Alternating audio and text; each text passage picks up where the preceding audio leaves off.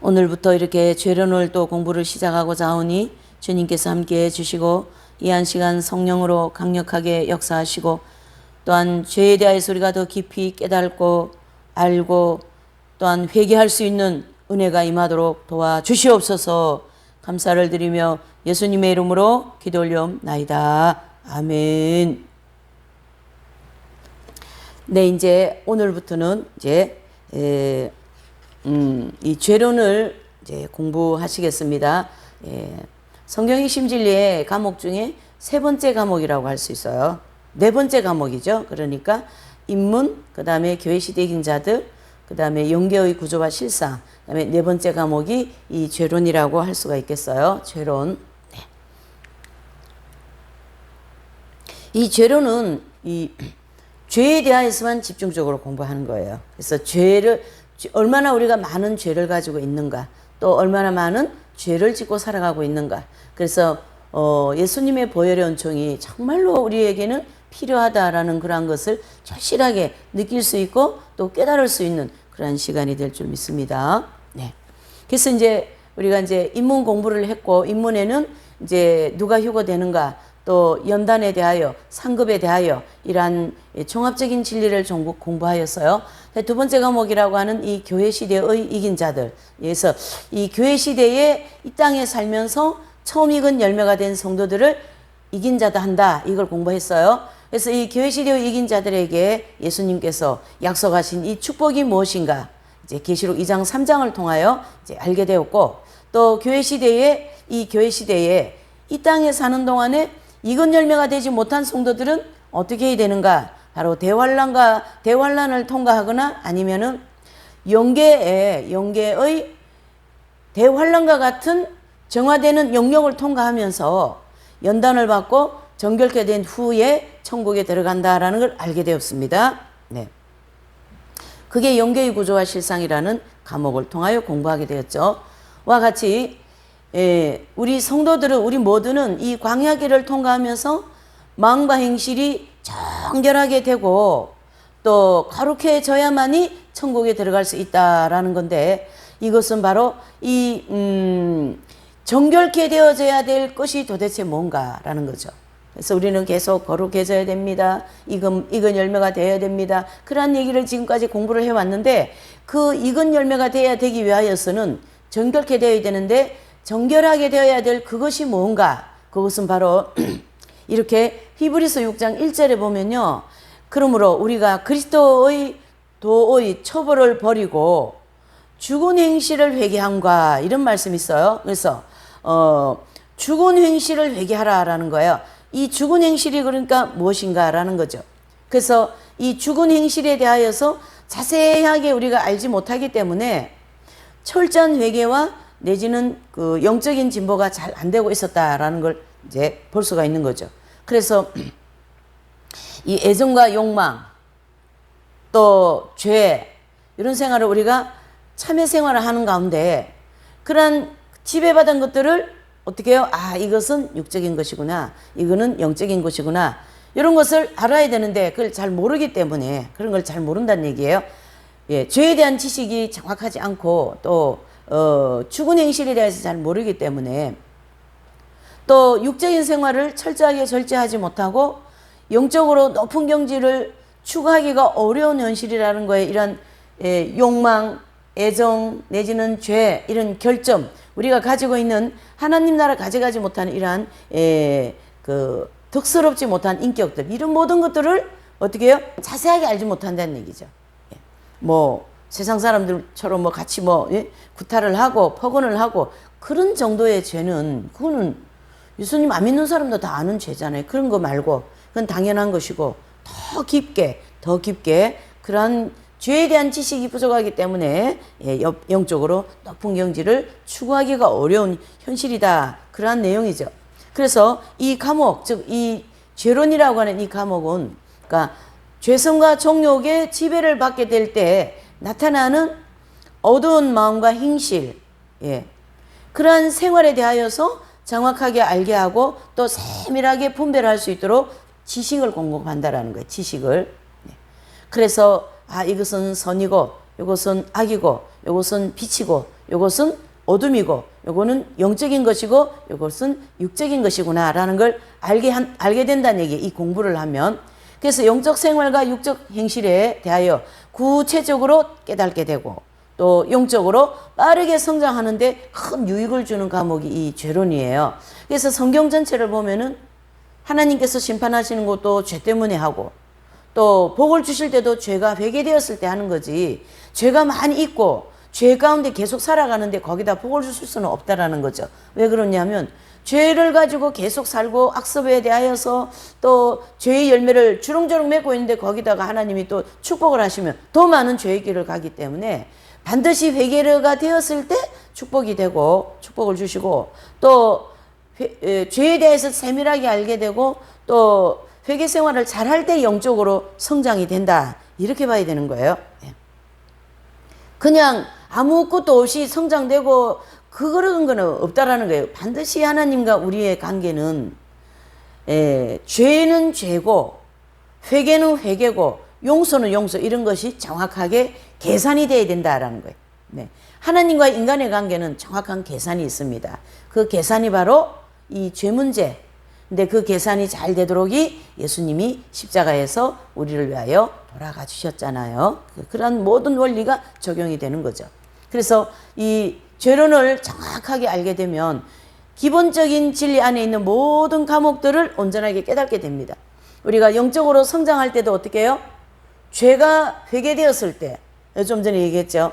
또 익은 열매가 되는 것도 죄가 회개되고 죄가 없어질 때, 죄 문제가 완전히 해결될 때, 예수 그리스도의 십자가 공로로.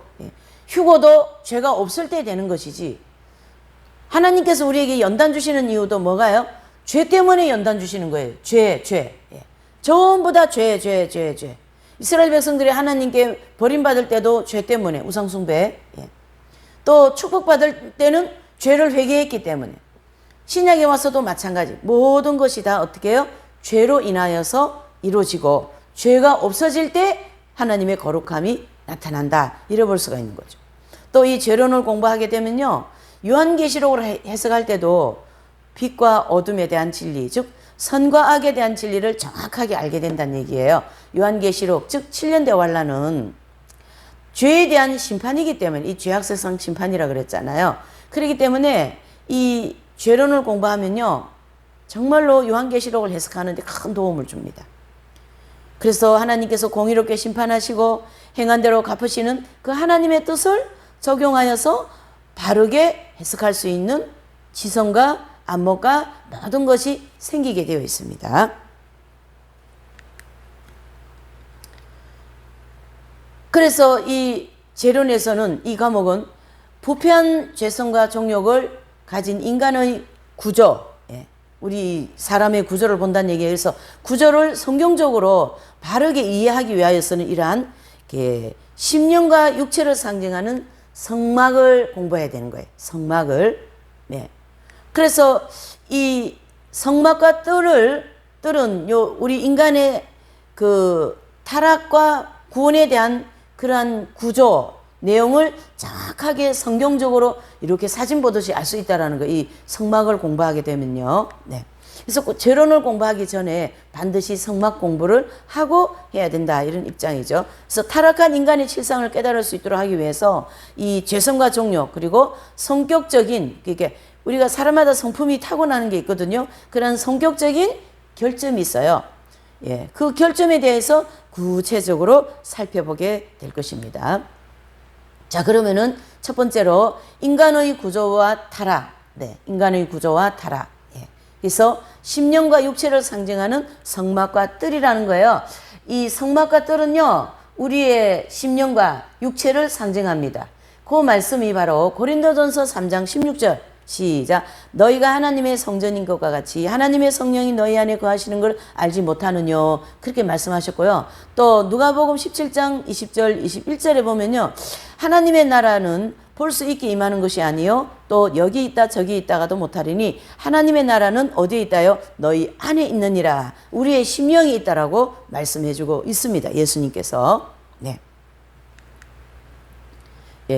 이와 같이 이 고린도전서 3장 16절의 말씀은요, 우리가 하나님의 성전이라는 거예요. 그 하나님의 성전의 구조가 성막과 뜰 속에 잘 그려져 있다라는 거죠. 그래서 성막과 뜰의 구조를 잘 분석해 보면 우리 인간의 심령과 육체의 구조에 대해서 정확하게 알 수 있습니다. 그래서 인간의 구조와 성막과 뜰의 구조를 이렇게 이제 비교하면서 성막은 사람의 심령을 상징하고 여기요. 예. 여기 성막이라 되어 있잖아요. 이 성막은 우리 사람의 뭘요? 심령을 상징하고요. 여기 이 뜰은요. 뜰은 우리 사람의 육체를 상징합니다. 뜰은 어디요? 사람의 육체. 또 성막은 우리 사람의 심령을 상징한다. 이런 뜻이죠. 예, 뜰에 대해서 먼저 살펴보면 이 뜰은 우리 인간의 육체를 상징한다고 했잖아요. 그러면은 그 뜰에 기관이 있어요. 기능이 있다. 뜰에 대한 기능이 있다라는 거죠. 그것은 첫 번째로 보시면 번제단이 있습니다. 뜰에 번제단. 내지는 번제소에서 죽인 짐승을 희생 제물로 불사르는 장소예요. 그래서 이 번제소에서는 짐승을 이렇게 죽여가지고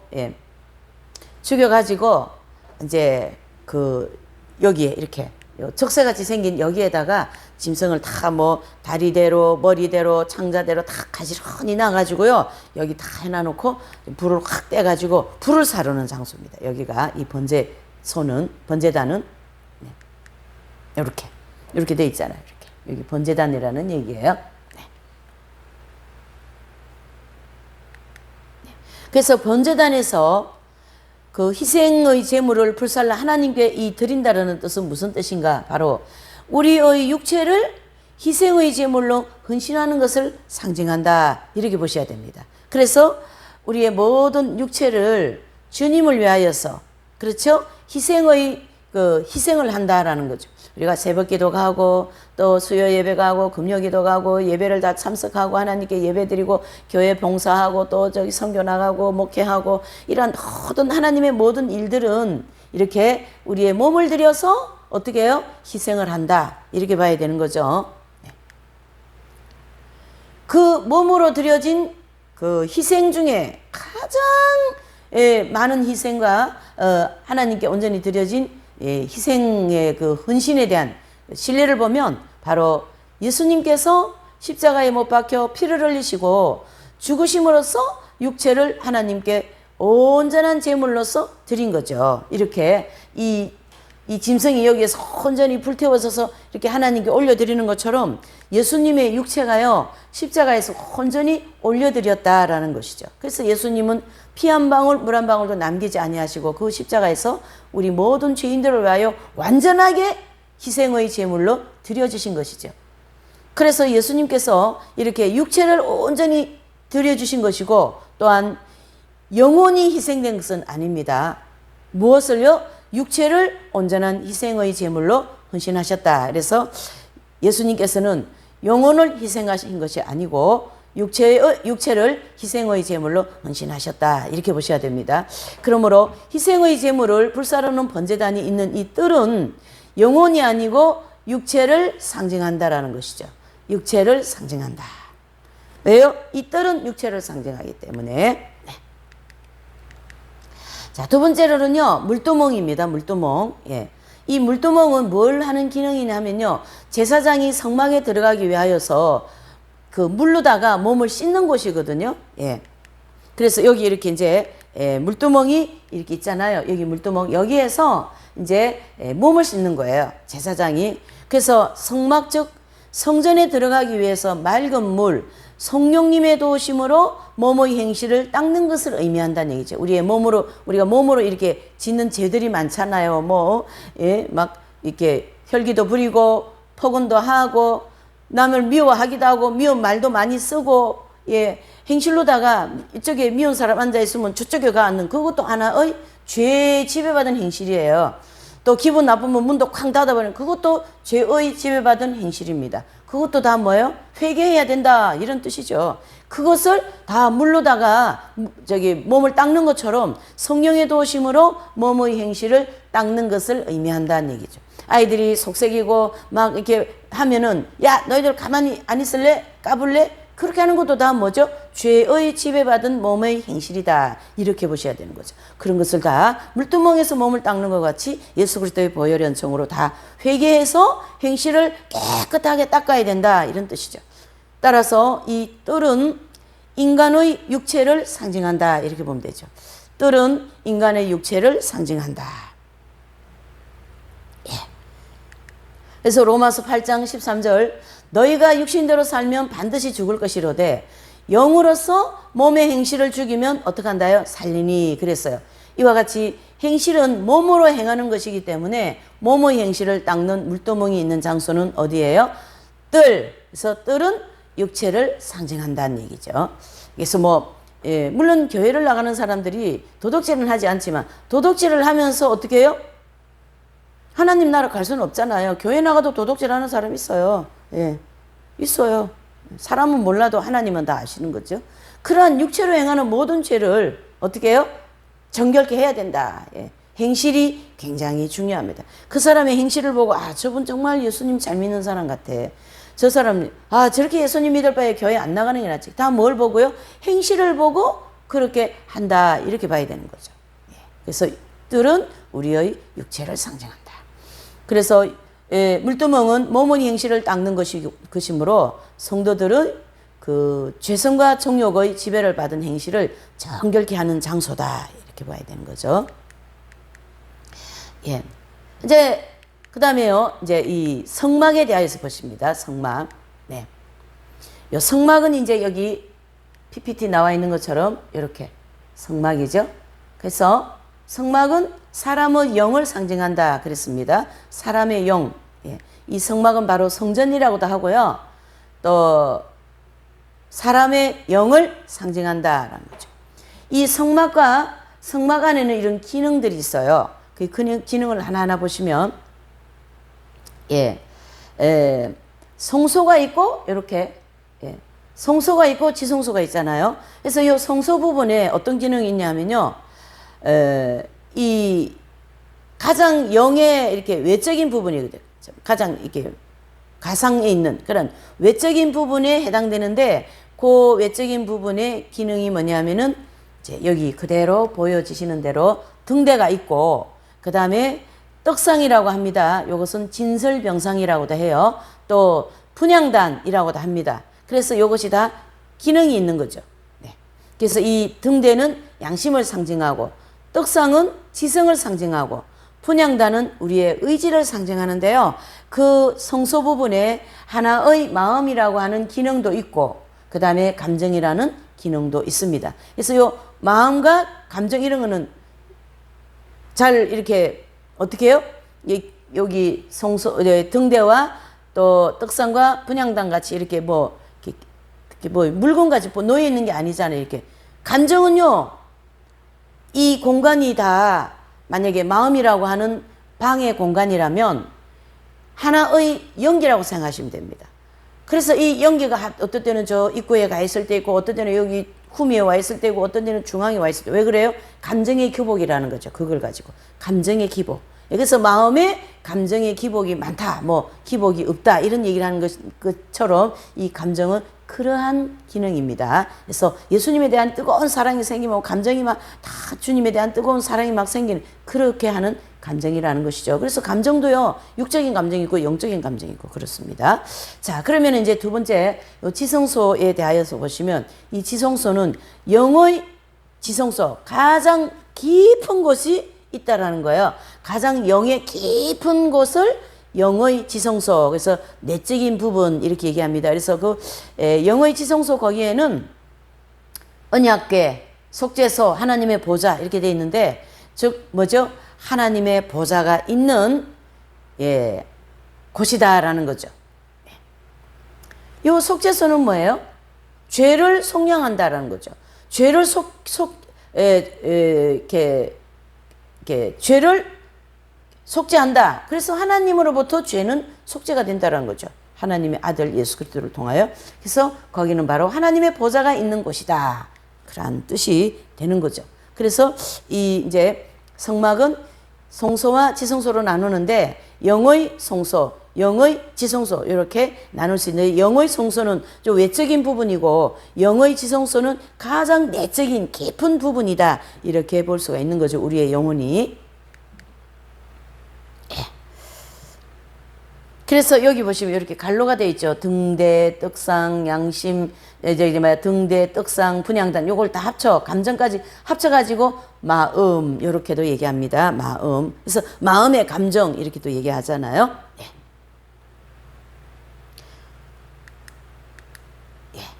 두 번째로 보시면 이제 이 기능에 대해서 하나하나 보시면 아까 얘기한 대로 이 등대는 양심을 상징하는 거죠. 그래서 마태복음 6장 22절, 23절에 보면 이렇게 말씀하셨어요.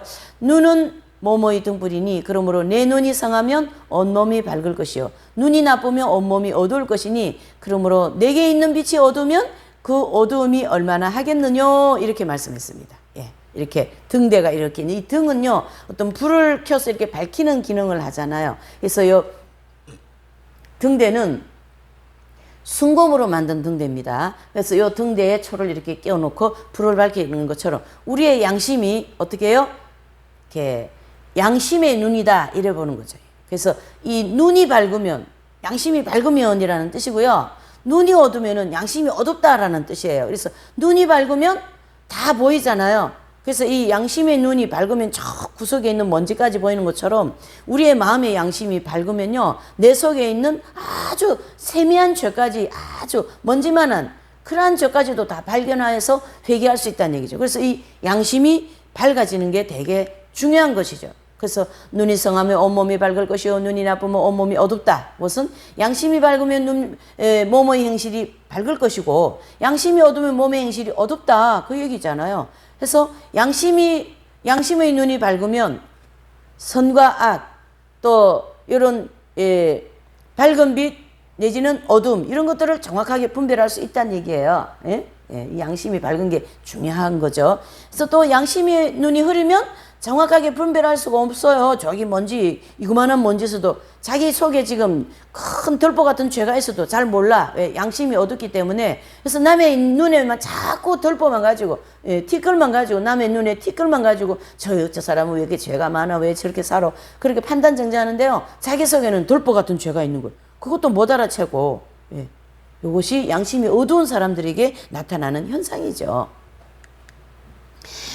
이 등불이 7개로 되어 있다는 것은요, 사람의 양심이 분별해야 될 죄악의 종류가 7가지로 되어 있습니다. 그래서 잠언서 26장 25절에 보면 그렇게 말씀하시죠. 그 말이 좋을지라도 믿지 말 것은 그 마음에 7가지 가증한 것이 있음이라 이렇게 얘기합니다. 그래서 사람의 심령 속에 뿌리 박혀 있는 이 죄성이 7가지다라는 거예요. 7가지. 그래서 교만성, 포악성, 음란성, 아집성, 질투성, 태만성, 거짓성 이렇게 7가지로 구성되어 있다라는 거. 그걸 하나님께서 보실 때는 아주 뭐예요? 가증하다 이래 보는 거죠. 여러분, 아유 당신은 죄가 많어 이런 말과 당신 정말 가증해 어떤 말이 더 마음을 아프고 찌르는 말일까요? 바로 두 번째 가증하다라는 것이 더 무서운 말이에요. 하나님께서 이 죄를 그렇게 가증하게 보신다 이렇게 보셔야 되겠죠. 그래서 우리 모든 성도들은 7등불 즉 양심은 이제 이렇게 있는데 이게 어두워져야 되고 밝아져야 되고 그렇다면 밝아져야 돼요. 양심이 밝아져야 된다는 얘기죠. 그러려면은 어떻게 해야 되죠? 빛과 어둠에 대한 진리를 잘 알고 또 성인전을 읽고 성경 말씀을 많이 암송하면은 밝아지는가? 히브리서 5장 14절 한번 보실까요? 시작. 단단한 식물은 장성한 저의 것이니 저희는 지각을 사용함으로 연단을 받아 선악을 분별하는 자들이니라 이렇게 얘기했습니다. 바로 이 양심이 밝아지기 위하여서는 연단을 받아야 된다라는 거죠.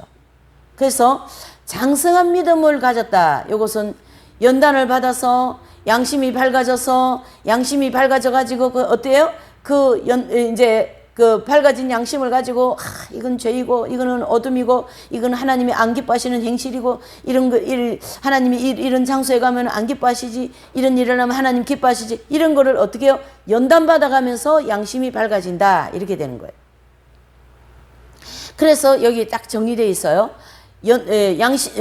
장성한 믿음이 되기 위해서는 연단을 받아야 되고, 그러면 양심이 밝아지고, 양심이 밝아지기 위해서는 어떻게 된다요? 연단 받아야 하고, 또 양심이 온전하게 밝아졌으면 가나안 땅 하나님 나라에 들어가게 된다라는 거예요. 그래서 연단 받으며 정결케 되고 양심이 밝아진다, 이렇게 정리할 수 있는 거죠. 그래서 요 7 등불이라고 하는 불이 이렇게 환하게 밝아질 수 있는 양심이 되려면 반드시 연단을 받아야 돼요. 네. 자녀를 너무 사랑한다, 이건 육적인 거잖아요. 근데 그 자녀를 너무 사랑하는 거에 대한 양심에 이게 감이 안 오는 거죠. 그래서 자녀를 통하여 많은 상처를 받고, 자녀가 속썩이고, 자녀가 부모의 기대에 미치지 못한 그것을 통하여 내가 너무 하나님보다 자녀를 사랑했구나 라는 것으로 그 많은 연단을 통하여 그 양심이 밝아지면서 육적인 행실을 또 영적인 행실을 분별하게 되더라. 그러한 원리가 적용되는 거죠. 예, 두 번째로는 떡상이에요. 떡상. 예. 이 떡상은 진설병상이라고도 한다고 했잖아요. 요한복음 4장 34절에 보면 예수님께서 이르시되 나의 양식은 나를 보내신 이의 뜻을 행하며 그 예를 온전히 이루는 것이니라, 이렇게 얘기했습니다. 그래서 여기 진설병상이라고 하는 떡상이잖아요. 떡상. 예. 그래서 예수님의 양식은요, 하나님의 뜻을 행하는 것이 예수님의 양식이라는 거죠. 그 일을 온전히 이루는 것이다 했기 때문에. 예. 자, 이 떡은 뭐예요? 하나님의 뜻, 곧 선한 말씀을 상징합니다.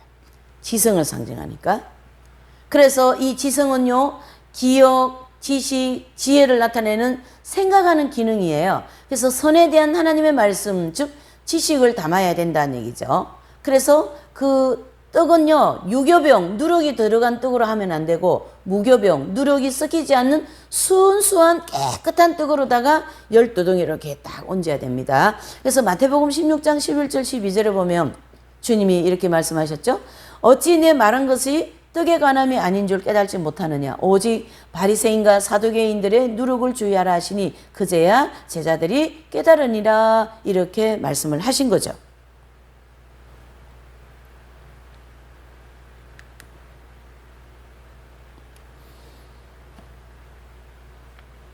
이 누룩은요, 바리새인과 사두개인들이 준 교훈 또는 하나님 말씀을 왜곡하고, 또 하나님의 말씀을 이익의 재료로 사용하고, 외식하고 위선하고 잘못된 그런 사상들, 그것이 다 누룩이다라는 거죠.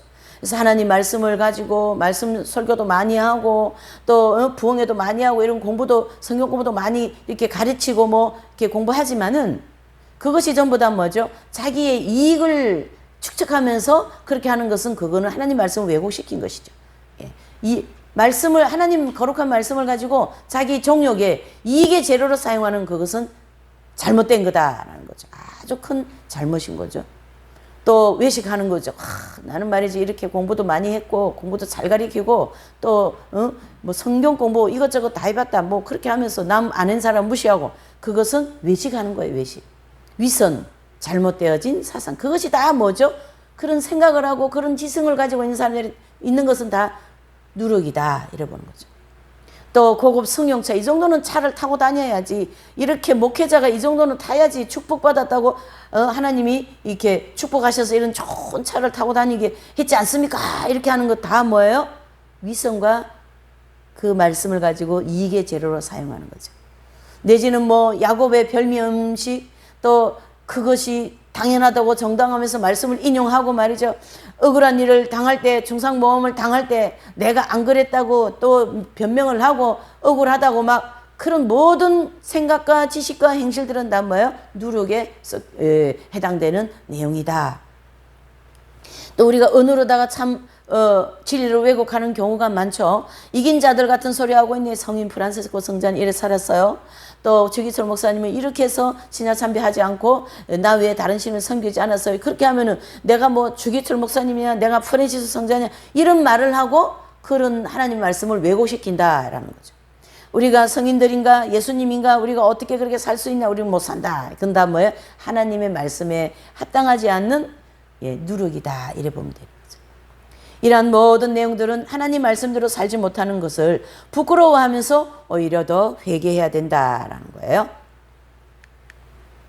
이렇게 순수한 하나님 말씀, 즉 순수한 선에 대한 지식만 채워야 되는 것이 어떻게 해요? 무교병 12덩어리 떡이에요. 그래서 그런 순수한 하나님 말씀은 우리의 지성 가운데 잘 정리를 해서 이렇게 해야 됩니다. 그래서 떡상 위에 12덩이 이 무교병을 진설한다라는 것은 즉 하나님의 밝은 빛, 즉 선의 종류가 12가지로 구분되어 있습니다. 그래서 우리 지성 가운데 선에 대한 12가지 순수한 지식으로다가 채워야 된다. 그래서 갈라디아서 5장 22절, 23절이죠. 사랑, 희락, 화평, 오래 참음, 자비, 양성, 충성, 온유, 절제. 그 다음에 용기, 겸손, 정직은요. 요 용기와 겸손과 정직은 예수 그리스도의 십자가에서 찾아볼 수 있어요. 예수님은 십자가를 지기 위해서 빌라도 앞에서 나는 진리다 정확하게 딱 선포하시잖아요. 십자가를 지기 위해서 용기를 가지셨어요. 40일 금식하려고 하면 용기가 필요한 것처럼 영적인 용기가 있어야 된다는 얘기죠. 용기의 열매.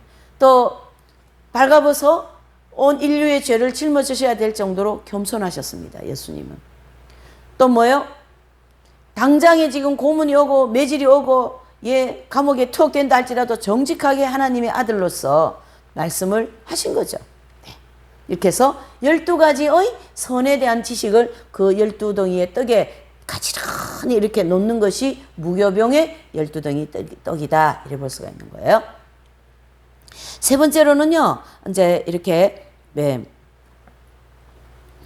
분향단입니다. 분향단. 이 분향단은 우리의 의지를 상징하죠. 그래서 마음속에 있는 하나의 기관으로서 양심과 지성을 통하여 알게 된 그 선한 뜻을 따라 어떻게 합니까? 결심하고 순종하며 실천하게 하는 그런 기능이에요. 그래서 이제 여기 지성소 앞에 있잖아요. 분향단이. 분향단 지성소 앞에서 24시간 향연이 이렇게 모락모락 연기가 올라가거든요. 와 같이 향연이 올라감과 같이 결심하고 기도하고 순종하는 모든 경건한 행실들이 하나님께 올라간다. 이런 뜻을 가지고 있어요. 그래서 결심하고 기도하고 실천하고 상급되고 다 같이 연결이 되는 거죠. 이렇게. 그것이 의지를 상징하는 분향단이다. 이렇게 보는 거죠.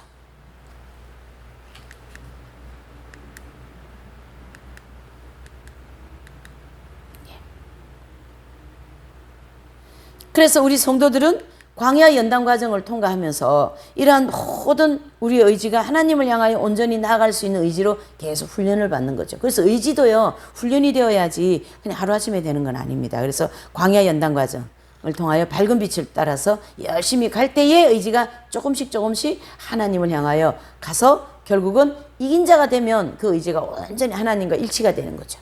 아주 완전한 하나님의 뜻에 순종하는 의지로 변화가 되는 거예요. 이제 세 번째로는 지성소. 이 지성소의 기능은 법궤, 즉 언약궤라고 하죠. 그것이 이제 속죄소 또는 하나님의 보좌 이렇게도 얘기합니다. 여기 이렇게 성막이 아까 우리가 보셨잖아요. 이렇게 하나님 보좌 이렇게 딱 되어 있어요. 그래서 여기가 이제 속죄소인데요. 하나님의 보좌로부터 우리의 모든 죄가 속량하는 은혜가 내려온다 이런 뜻이에요. 그래서 지성소.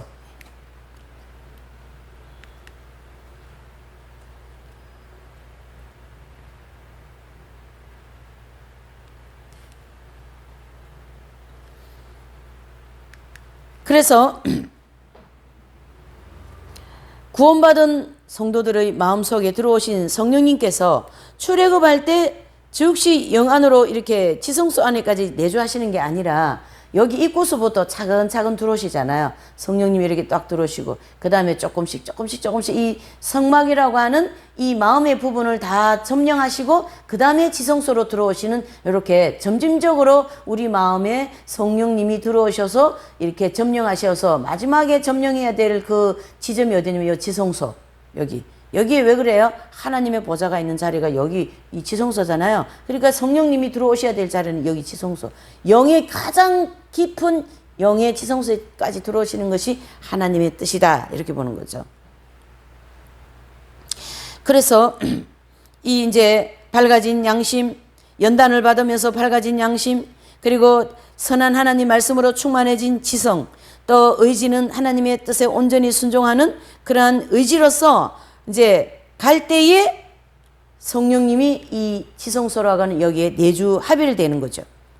그래서 새 예루살렘 성에 들어갈 교회 시대의 이긴 자들 14만 4천 명은 이 하나님의 생명이 이 영의 지성소 여기에 합의를 됐다고요. 네.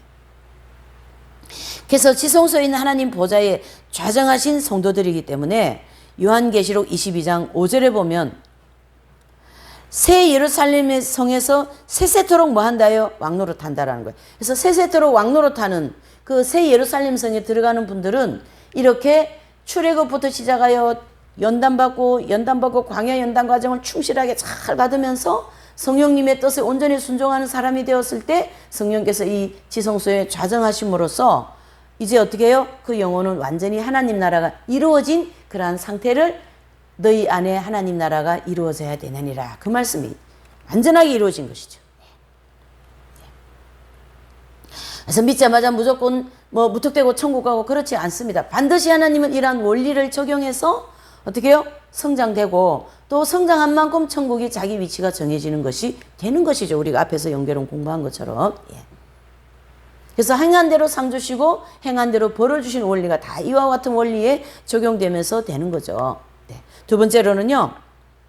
이렇게 그러면은 타락한 인간을 어떻게 하나님은 구원을 하시는가 해서 성막과 뜰이 사람의 심령과 육체를 상징하는 것을 알게 되었고 또 모형적인 진리를 중심으로 이 타락한 인간이 완전한 구원을 이룰 때까지의 과정은 뭐예요? 광야 연단 과정을 다 마쳐야 된다라는 것을 우리가 이제 알게 되는 거죠. 그래서 우리 타락한 인간의 상태는 이제 보시면 이렇게 처음에는 이렇게 그냥 아무것도 없어요. 여기도 이 지성소에도 아무것도 없고 이렇게. 그러나 타락하고 난 이후에 창세기 3장부터 타락이 되잖아요. 타락 이후에는 어떻게 해요? 양심이 어두워지고 지성이 어두워지고 의지가 어두워져서 어떻게 해요? 이렇게 되어진 사람의 마음, 이 지성소에는 여기 이제 박군의 마음이라고 그래가지고 이렇게 그림을 이렇게 하트 모양 안에 그려놨는데요. 이 안에 보면 뭐가 있어요? 하나님 보좌가 계셔야 되는데 뭐가 있어요? 짐승들이 있잖아요. 이와 같은 짐승과 같은 인격이 되었다라는 거예요. 타락 이후에 우리 사람의 영혼은 다요. 그래서 막 거기에 짐승이 버글버글한 거죠. 우리 속에.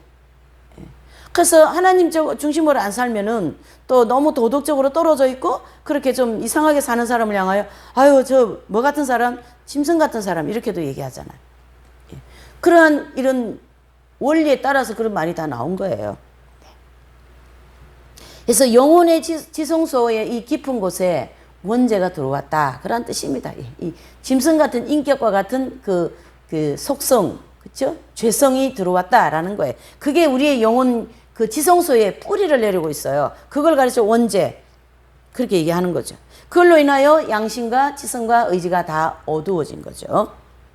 그래서 인간 전체는 다 우리의 모든 육체와 영혼 전체는 다 완전한 타락이다. 이래 보시면 되는 거예요. 그래서 요한복음 8장 31절 44절에 보면 그러므로 예수님께서 자기를 믿는 유대인들에게 이르시되 너희가 내 말에 가면 참 내 제자가 되고 진리를 알지니 진리가 너희를 자유케 하리라.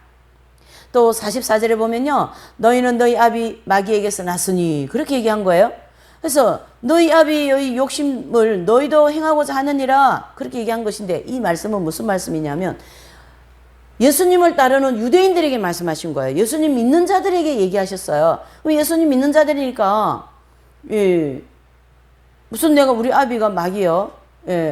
우리 아비는 하나님 아버지인데 이렇게 생각한 거예요. 그 당시에 그 유대인들은 우리 아비는 아브라함인데 이렇게 생각했는데 그 예수님은 지금 초점이 안 맞잖아요. 예수님이 이 본문의 말씀을 얘기한 것과 그 유대인들이 이 말씀을 받아들이는 지금 초점이 안 맞는 거죠. 예수님은 어디다 초점을 두고요? 너희 속에 있는 너희의 영혼 깊게 즉 지성소에 있는 그 죄악성, 그 원죄가 너희 아비로부터 뭘 받았다? 유전을 받았다. 즉 유전죄를 가르치게 한 거죠. 원죄를 가르치게 한 거죠. 그래서 너희 아비의 마귀에게서 났으니 그래서 너희 아비 욕심도 너희 아비 욕심을 너도 행한다 그 뜻이잖아요. 그래서 우리가 유전자 즉 그 원죄를 타고 가지고 태어나기 때문에 아버지가 죄 짓는 것도 나도 짓고 있는 거다 이런 뜻이에요. 뭘로 인하여? 원죄로 인하여. 그걸 지금 주님이 지적하신 것이죠. 예.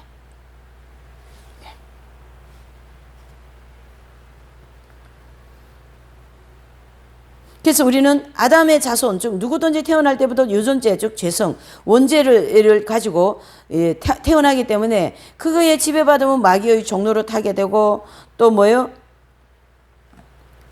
마귀와 같은 성질을 가지고 있다.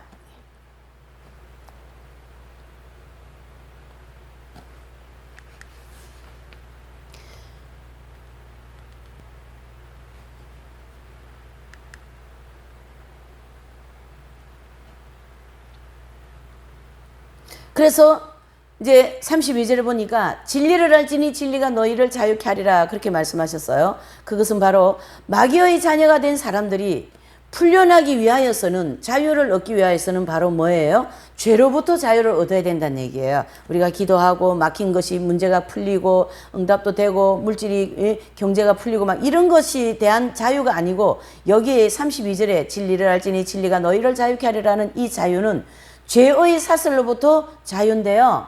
또 우리가 출애굽하고 은혜 받고 막 은사도 있고 성령 충만해가지고 신앙생활한 그럴 때 내가 자유함을 얻었다. 그것은 한순간적인 약간 자유함은 있지만은 이 32절의 본문의 이 32절 말씀의 이 자유는 예, 정말로 그 자유의 그 의미는 원죄로부터 해방되는 것에 대한 자유다. 이래 보셔야 됩니다. 그래서 여기 이제 잘 정돈이 돼 있잖아요. 병든 사람이 하는 말씀 믿고 고침을 받았거나 또 그 죄책감 또 내지는 고통을 받던 사람이 참회하고 용서받은 것 이란 거 또 인생의 문제가 해결되고 그러한 것으로부터 자유인가? 그건 아니라는 거죠. 그것은 오히려 34절에 보면 죄를 범하는 자마다 다 죄의 종이라 그렇게 얘기하셨고요. 또 죄의 법칙에서 해방되는 것을 말하는 것이 아니라는 거예요. 라는 것과 같이 결국은 무슨 뜻입니까? 결국은 이 죄로부터 해방되는 것은 하나님께서 원죄로부터 해방되어야 된다. 그걸 얘기한 거예요. 이와 같이 타락한 인간은 출애굽하면서부터 이 광야의 연단 과정을 통과하면서요. 믿음으로 마귀와 세상과 욕병과 싸우면서 또 뭐예요? 모든 그 행실을 정결케 한 후에 가나안 땅, 즉 생명과를 먹고 들어가는 그런 구원의 완성이 된다라는 거죠.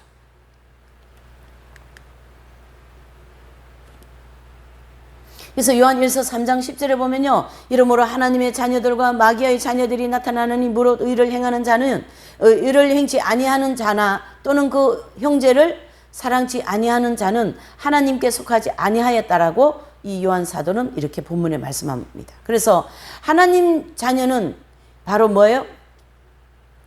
할례를 받아야지 하나님의 온전한 자녀가 되는 거고 또 마귀의 자녀는 그 영 속에 뭐가 있어요? 죄의 뿌리가 박혀 있다라는 거죠. 이러한 상태인 사람을 하나님께서 이렇게 출애굽부터 즉 구원받은 때부터 광야 연단 과정을 믿음으로 잘 받으면서 마귀와 세상과 역경과 싸워 마음과 행실이 정결하게 될 때에 가나안 땅 생명과를 먹고 구원이 완성이 되고 그러한 상황을 그렇게 되어진 사람들을 교회 시대의 이긴 자들 14만 4천 명이다 이렇게 얘기하고요. 그 외에 모든 천국 들어가는 성도들 전체 포괄적으로. 그래서 이 14만 4천 명은 어떻게 됐냐면 이 땅에서 이러한 일이 이루어진 거예요. 이 땅에서 살면서 영의 지성소에 그리스도의 생명이 합일되어진 상태를 얘기하는 거고 그 외의 모든 성도들은 만약에 7년 대환란을 통과한다든가 또 영계의 정화되는 장소를 통과하면서 이 모든 죄로부터 해결되어야 천국을 간다. 그래서 모든 성도들의 천국 들어가는 모든 성도들 전체가 다 마음과 행실이 정결케 되어야만이 들어간다는 원리가 적용이 되는 거죠. 그래서 이렇게 타락되어진 인간을 신학자들은 어떻게 얘기한다고요? 어떻게 결론을 내렸습니까? 인간은 전적인 부패, 전적인 타락으로 이렇게 정의를 내리고 있다. 이렇게 보는 거죠.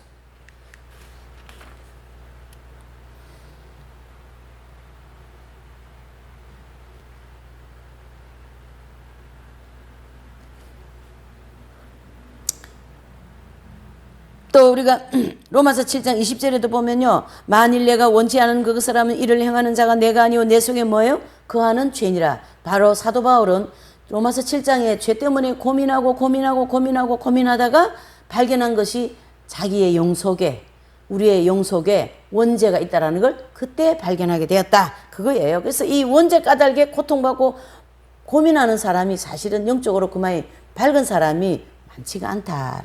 사도 바울은 거기까지 깊이 자기의 심령에 대한 죄를 발견하면서 영적으로 성장을 했기 때문에 교회 시대 이긴 자들 중에 한 분이죠.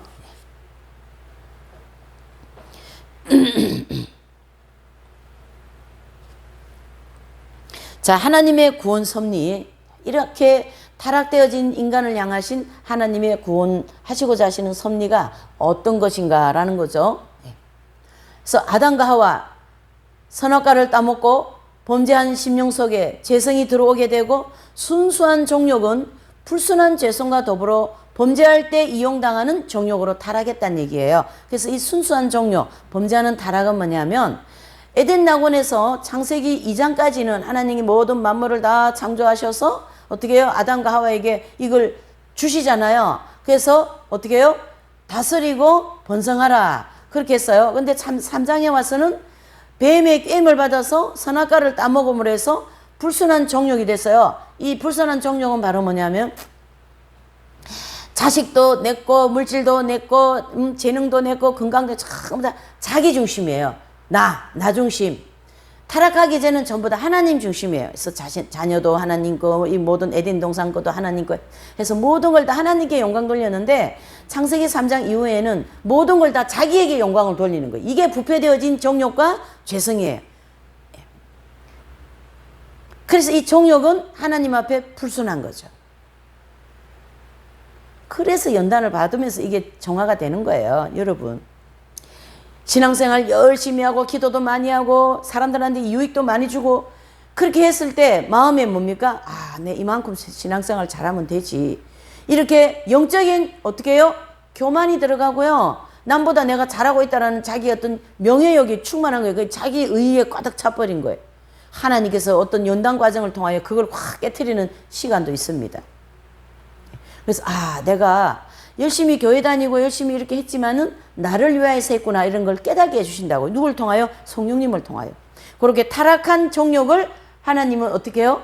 불순한 정욕을 이렇게 깨끗한 하나님 중심적으로 만드실 거예요. 이 구원 섭리를 통하여서. 그래서 선악과를 따먹고 에덴 낙원을 잃어버리고 하나님 형상대로 창조되어진 사람의 심령 속에 마귀가 들어와서 마귀의 나라가 됐다는 얘기예요. 아까 마음 보셨잖아요. 거기 마귀의 나라가 됐다는 얘기예요. 거기 짐승들이 버글버글 교만하고 태만하고 아집하고 질투하는 이런 죄성을 그렇게 하나님은 짐승의 형태로 보인다 이렇게 보는 거죠. 그래서 하나님은 인간을 하나님의 나라로 되찾기 위한 데 목적이 있어요. 그래서 우리의 심령 깊은 영의 지성소에 그리스도의 생명이 들어오시는 것이 하나님의 뜻이다 이를 보셔야 돼요.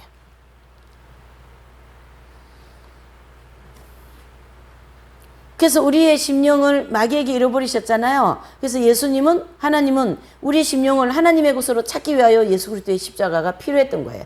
그래서 그러한 온전한 재물을 통하여 그 보혈로서 우리가 하나님의 그 나라를 내지는 하나님의 심령으로 변화돼서 가는 점진적인 성화가 이루어지는 거죠. 그래서 누가복음 17장 20절 21절에 보면 하나님 나라는 볼 수 있게 임하는 것도 아니요 또 여기 있다 저기 있다가도 못하리니 하나님 나라는 너희 안에 있느니라. 이것이 바로 뭡니까? 너희 안이 사람의 영을 하나님 나라로 하나님은 보고 계셨다는 얘기죠. 그래서 심령 천국 그렇게 얘기하는 거죠. 이게 바로 우리의 심령이 천국을 이루는 것이 구원의 핵심이다 이렇게도 얘기하죠.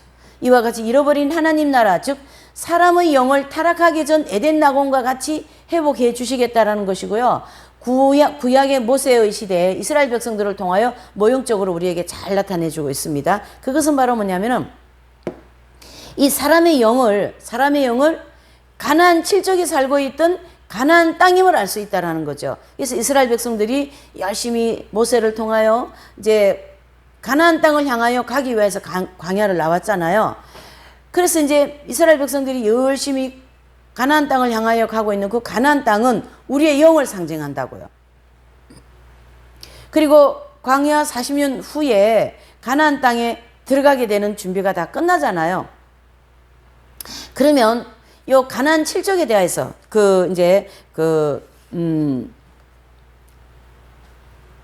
가나안 칠족에 대해서 보시는데요.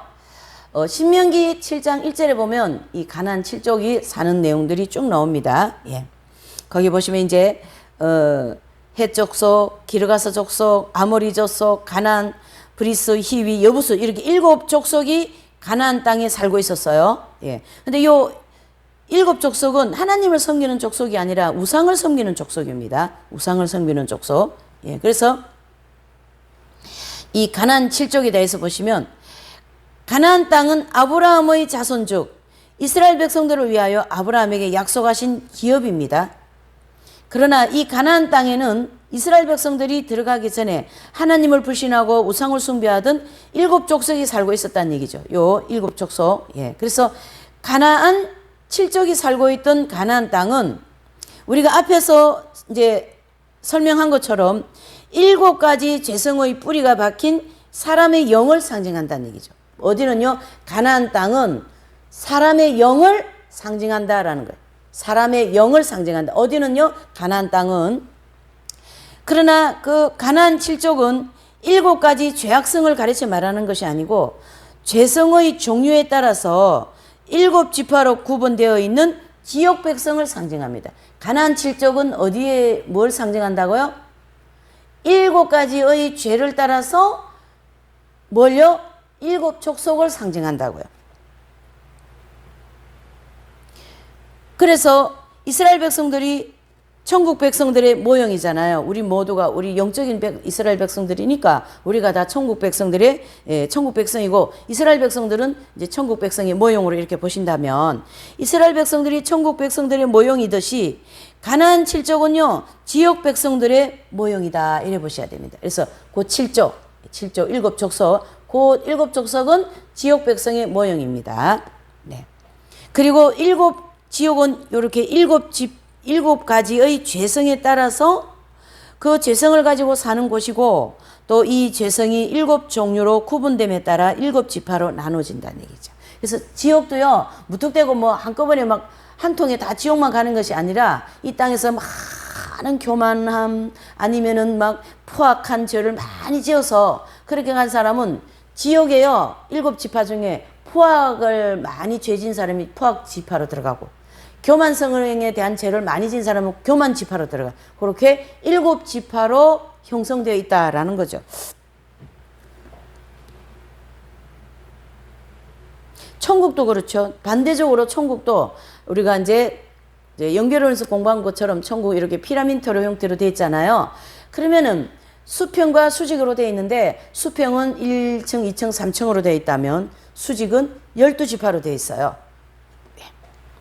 그래서 천국의 12종류의 선에 따라서 12지파로 구분되어 있고 지역은 7가지의 죄성에 따라서 7지파로 구분되어 있는데요. 천국은 12지파, 사랑지파, 온유지파, 충성지파, 인내지파, 겸손지파, 용기지파 이런 지파가 있어요. 이 땅에서 예수님을 위해서 막 용기 있게 용기 열매를 많이 맺은 사람은 천국의 그 익은 열매 성장의 정도에 따라서 1층층 용기지파, 2층층 용기지파, 3층층 용기지파 이런 식으로 성장에 따라서 그 지파의 위치에 들어간다 이렇게 보셔야 됩니다.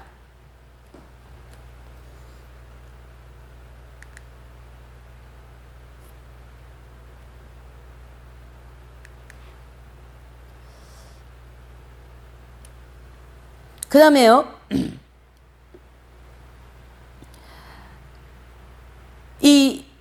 그러므로 이 가나안 7족은 7가지 죄성 때문에 7지파로 구분된 지역 백성들을 상징합니다. 그래서 잠언서 26장 25절 말씀과 같이 그 말이 좋을지라도 믿지 말것은 그 마음이 7가지 가정한 것. 몇 가지요? 7가지.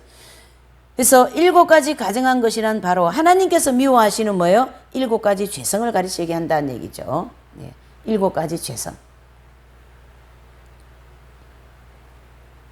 그리고 성소에 이제 그 등대도 몇 개로 되어 있습니까? 7개의 등불로 이렇게 켜놓는 것이죠. 이것은 우리 성도들이 그 양심으로서 밝혀야 될 그 죄악성이 몇 가지라고요? 7가지라는 거죠. 그래서 양심이 7가지 죄성의 지배를 받아 마음 속에 나타나는 죄를 7가지로 구분한다라는 걸 상징한 거죠. 그래서 7동불이 딱 되어 있잖아요.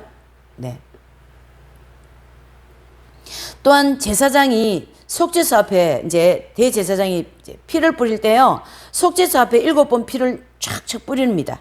그래서 그것은 왜 7번 뿌리냐면요. 7가지 죄성을 제거해 주신다는 것에 대한 상징적으로 피를 7번 뿌려요. 레위기 레위기 이제 16장에 보면 이제 이 공부 마치면 속죄복음을 공부할 때요. 이제 그거 자세히 공부하게 됩니다. 예. 레위기 16장에 보면 제사장이 피를 7번 쫙쫙 뿌리고 있습니다. 그것은 바로 우리가 제거돼야 될 죄성이 7가지이기 때문에 그렇다 이런 뜻이에요. 그래서 7가지 죄성, 즉 마귀의 성질이 뿌리 박혀 있는 이 사람의 영은 더럽고 악한 영이므로 모든 사람들은 영 속에 뿌리 박혀 있는 이 죄성이 제거되는 은총, 즉 영적 할례를 받지 못하면 그 죄성을 가지고 지옥에 들어갈 수밖에 없다라는 거죠. 그리고 가나안 7족과 관계가 깊은 요 7가지 죄성이 깊이 뿌리가 뽑히지 않고 뿌리가 뽑히지 않으면 아무나 천국에 들어갈 수가 없다라는 얘기예요. 그래서 죄악대로 살면 굉장히 사람이 어떻게 해요? 잔인하고 양심이 마비되어 있고 사람들이 경악하게 만드는 죄를 짓고 말이죠. 참 이 양심이 밝아지는 게 얼마나 중요한지 모릅니다, 여러분.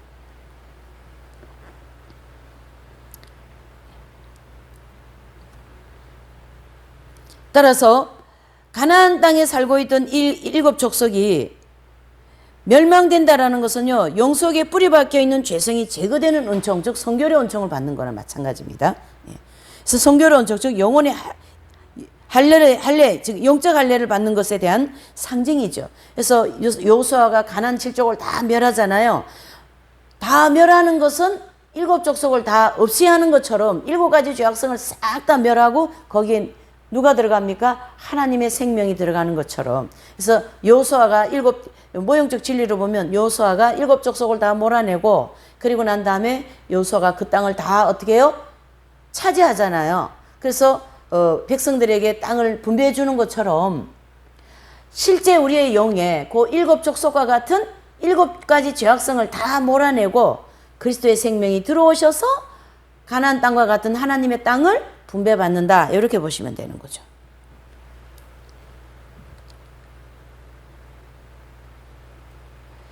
그래서 이제 출애굽한 이스라엘 백성들은 이 광야 40년 과정을 다 마칠 때까지 계속 저 가나안 땅에 누가 살고 있었어요?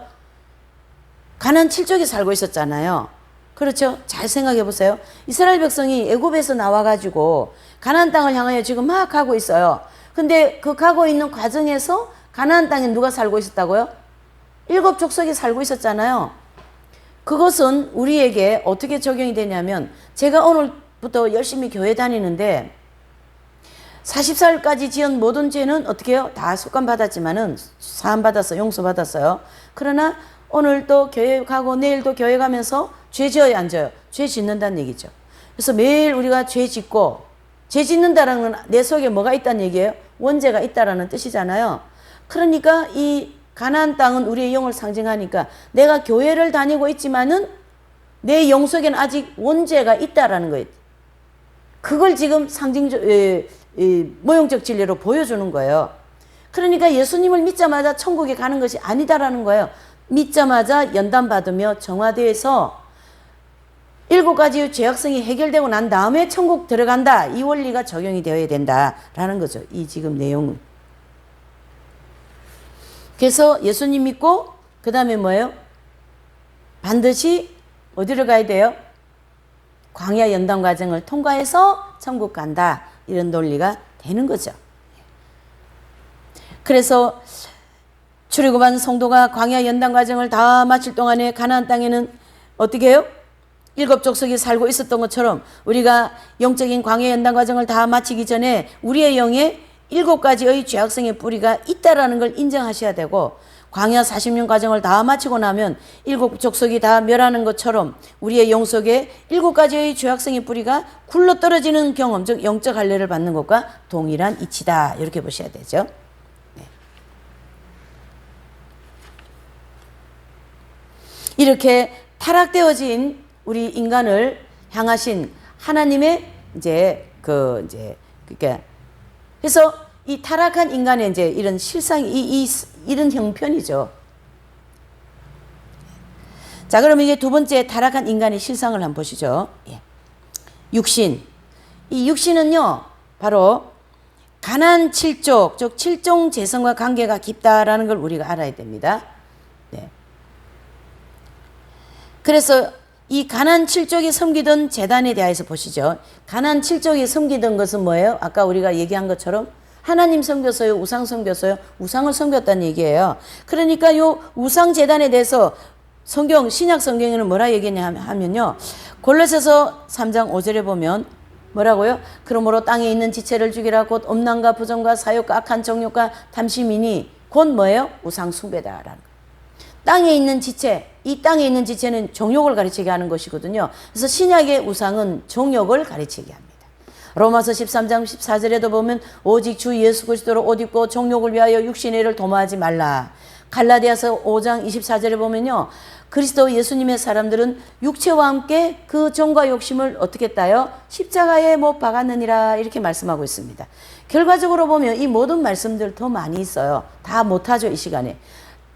이 모든 말씀들은 이 정욕은 신약에서는 우상으로 보고 있다는 얘기죠. 그래서 모든 사람들이 뭘 섬겨요?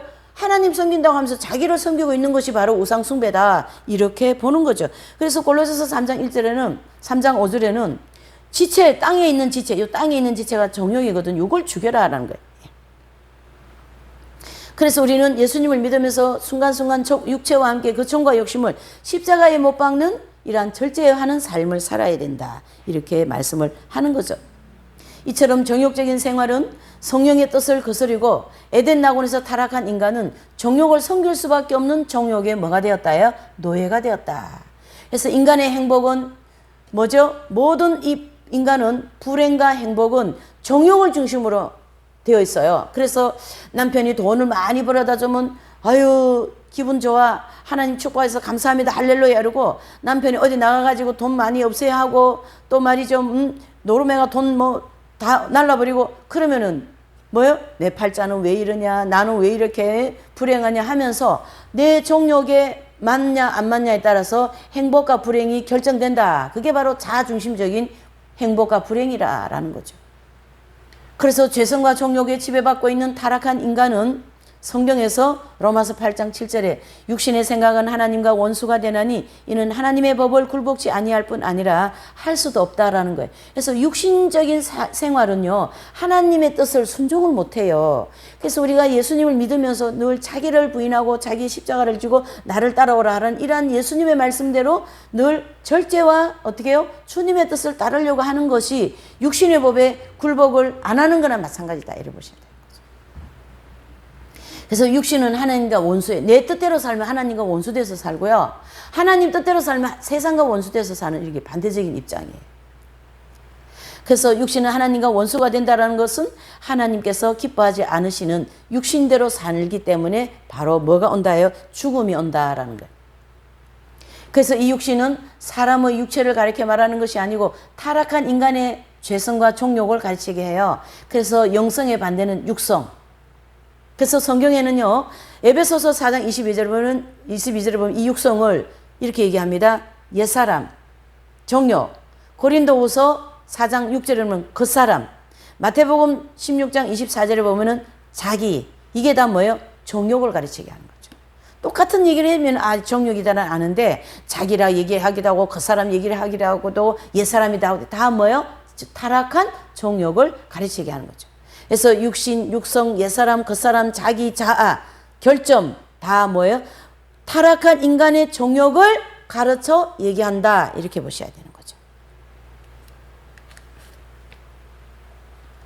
그래서 에베소서 4장 22절에 보면요. 너희는 유혹의 욕심을 따라 썩어져가는 구섭을 쫓는 옛사람을 벗어버리고 고린도후서 4장 16절에 보면 그러므로 우리가 낙심하지 아니하노니 그 사람은 후패하나 우리의 속은 뭐예요? 날로 새롭다. 우리가 늘 절제하고 세상적인 걸 멀리하고 순간순간 자기 뜻보다 하나님 뜻을 모든 영광을 하나님께 돌리고 자기가 잘했다 할지라도 많은 업적을 남겼다 할지라도 다 하나님이 하셨습니다. 하나님께 영광 돌립니다. 모든 걸 다 하나님께 돌려야 되는데 이 부패한 종족은 그렇지 내가 잘했지 그렇게 한다고요. 그래서 우리가 하나님 뜻대로 살면 우리의 육체는 부패해도 우리의 영혼은 날로 새롭다라는 것을 고린도후서 4장 16절에 말씀하시는 거죠. 그래서 마태복음 16장 24절에도 아무든지 나를 따르려거든 누구를 부인하고요? 자기를 부인하고 자기 십자가를 지고 예수님을 따라와라. 사도 바울은 자기를 부인하고 자기 십자가를 지면서 가지고 있던 그 많은 지식을 그리스도를 위하여 배설물로 여긴다. 그만큼 자기 거를 완전히 내려놨다라는 거죠. 그것이 자기를 부인하고 자기 십자가를 지는 거예요, 여러분.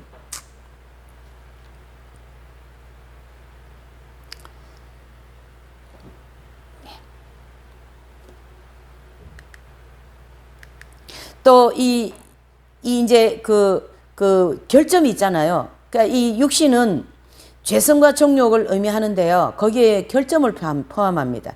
그래서 이 결점은 뭐냐면 죄성도 아니고 정욕도 아닌 이 우리의 그런 어떤 그 부덕한 인격을 가르치게 해요. 그래서 앉을 때 가서 서버리고 설 때 가서 앉아버리고 이런 부덕한 인격들이 정말 많거든요. 그래서 서로에게 막 이렇게 이마살을 찌푸리게 하고 또 부덕해서 막 말도 들리고 우리 기독교인들이 부덕함이 많아가지고 세상 사람들한테 욕을 많이 먹는 그런 일도 많잖아요. 와 같은 그런 결점이 있다는 얘기예요. 네. 그런 것을 다 어떻게 해요? 연단을 통하여 다 깨끗하게 정화하여서 올바른 그리스도의 인격으로 형성되는 것이 광야 40년 연단 과정입니다. 그래서 그 결점은 조급하고 다변스럽고 까다로운 성질, 느린 성질, 감성적이고 내성적이고 외향적이고 이러한 모든 다양한 성품들을 어떻게 해요? 정욕과 재성을 통하여서 계속 자기 마음에 안 들면 그런 부덕한 인격이 막 나오는 거죠. 그건 자기 마음에 안 드는 거는 정욕이고 거기에 또 막 죄성 교만하게 말하고 막 포악하게 말하고 남을 무시하게 말하는 거 다 뭐예요? 교만해서 그런 거거든요. 그러한 것이 다 죄성과 정욕을 중심으로 그러한 인격이 나가는 거죠. 왜곡되어진 인격. 이러한 모든 죄성과 정욕은 결점은 광야 연단 과정을 통과하고 영적 할례 받을 때까지 깨끗하게 정결케 되어야 우리가 천국을 간다라는 거예요. 네. 자, 오늘은 이제 여기까지 하시고 이제 다음 주는요 이렇게 죄에 대하여서 집중적으로 그 7가지 죄성을 하나하나 살펴보면서 이제 또 공부하시겠습니다. 네. 잠시 기도하고 마칠게요. 하나님 아버지 감사합니다. 오늘 죄론을 공부하기 위하여서 정욕에 대하여서 또 이 결점에 대하여 죄성에 대하여서 이것이 어떻게 우리 영혼에 뿌리를 내리고 있는지 원죄에 대하여